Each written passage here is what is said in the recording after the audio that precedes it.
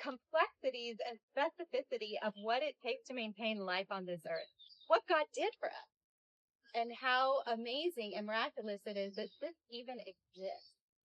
If the gases in our atmosphere were changed by just a fraction, like a teeny tiny bit, we wouldn't be able to survive.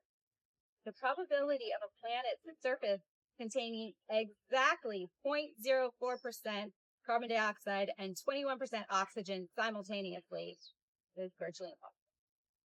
Not only does it give us life, look at the light. I mean, everything could have been gray. We could have all been the same. But instead, each of us is unique. Each leaf is unique. Each little tiny flower is unique. We have such a variety of color and sound and textures and taste and all the things that make life enjoyable. Why? Because he loves us. Because he wants us to enjoy it and take the time to receive the gift. Because it doesn't matter if he gives us all these good gifts and we miss it. We don't pay attention. And like we were talking about earlier, what you experience in nature is not just nice. It feeds our soul. And it feeds our body. It makes us healthy and whole spiritually, emotionally. I just feel like I have to say this. As I was preparing this, there's like so many great things about nature. But we all know there's some not so great things about nature. Like sometimes too much nature. You know, like too many bugs, too many spider webs. There's snakes, there's mountain lions, there's hurricanes. There are things about nature that either are outside of our comfort zone and control, which is scary, or they're not the way they were meant to be. Just like we're not the way we're meant to be. We live in a fallen world, and nature will be redeemed at some point, like we will be redeemed at some point. But until then, it's not all sunshine and roses.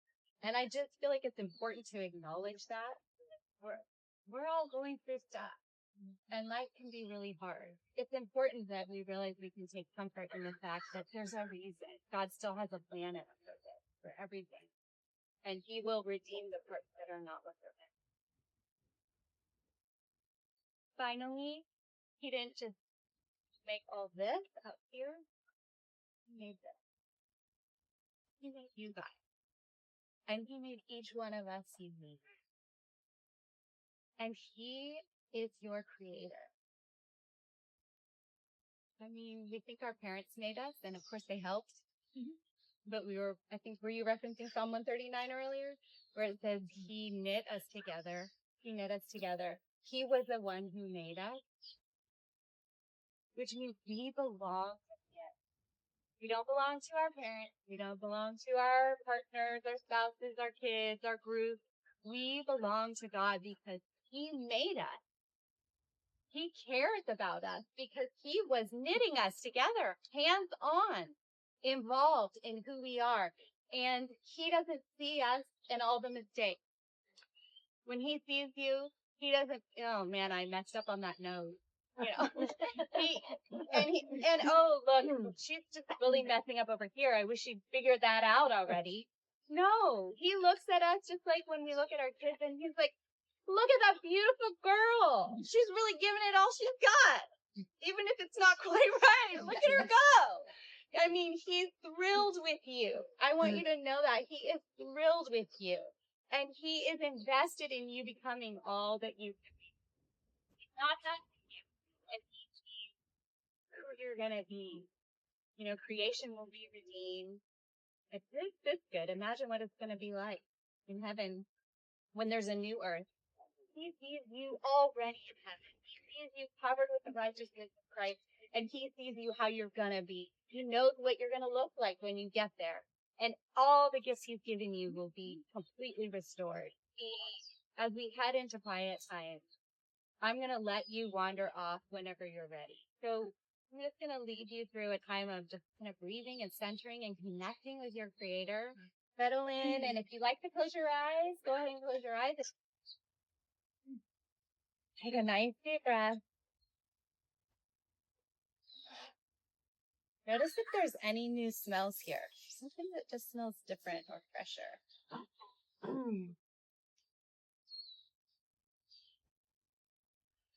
And notice the weight of your body in your chair or your feet connect to the ground, really connecting with the earth.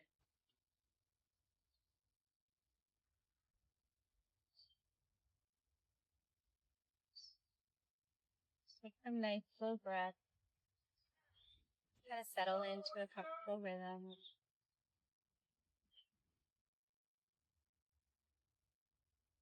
Good as the sound.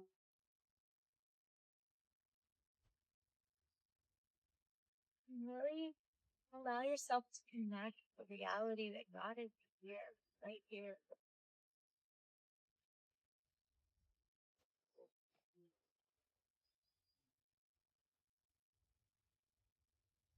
Feel the wind on your body. Feel the breeze.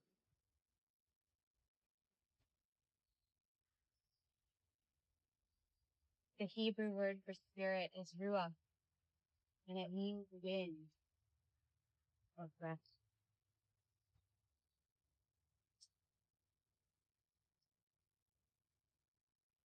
As you notice the breeze, imagine that it's God's breath.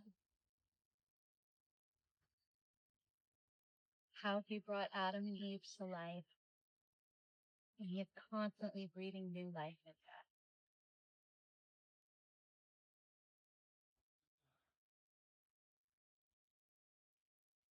As you breathe in, imagine breathing in this love.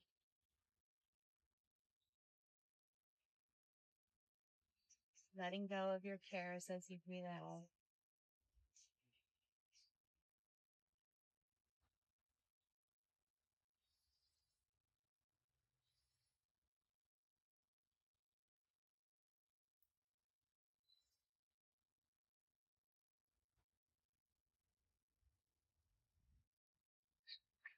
Keep practicing this in and out, focusing on your breath, breathing in his love.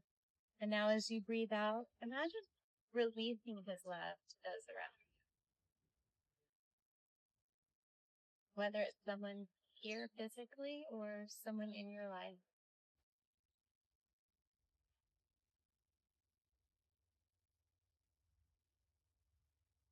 The natural rhythm of life with God is like breathing. Allowing ourselves to take in the goodness that he has for us, receive, and then giving to others out of the overflow what we have.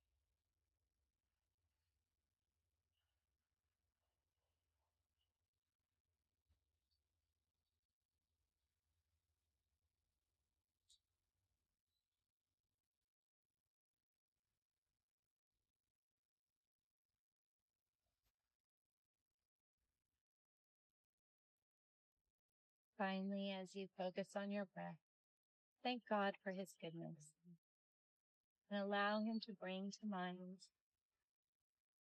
all the gifts you have right now.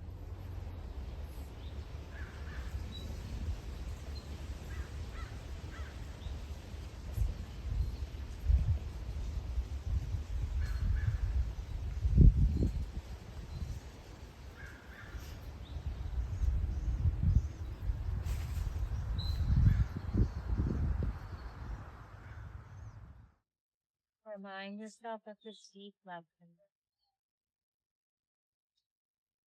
and enjoy his presence here as long as you like.